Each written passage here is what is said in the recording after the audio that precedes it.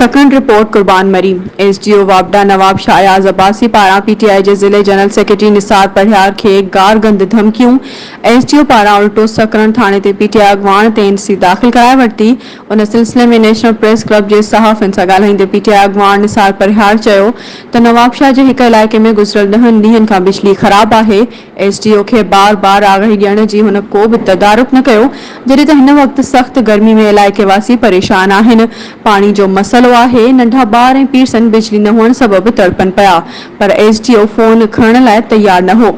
जंहिं करे सकण जे रहाकू पाड़ेसरी हुजण जे नाते असां साणस इन मसइले ते घर मिलण वियासीं, जंहिं ते हू मछिड़जी पियो ऐं मूंखे गारगंद करण लॻो ऐं धमकियूं ॾिनियूं, पर असां सबुर जो मुज़ाहिरो करे वापसि हलिया वियासीं। जंहिंखां पोइ हुन कूड़ो ड्रामो ठाहे पाण खे मज़लूम ॾेखारण लाइ एनसी कराई आहे। पीटीआई अॻवान निसार परिहार चयो त इन मामले ते वधीक लाइ अमल जोड़ण लाइ पार्टी जी मीटिंग घुराइण लाइ सलाह मशवरा जारी आहिनि।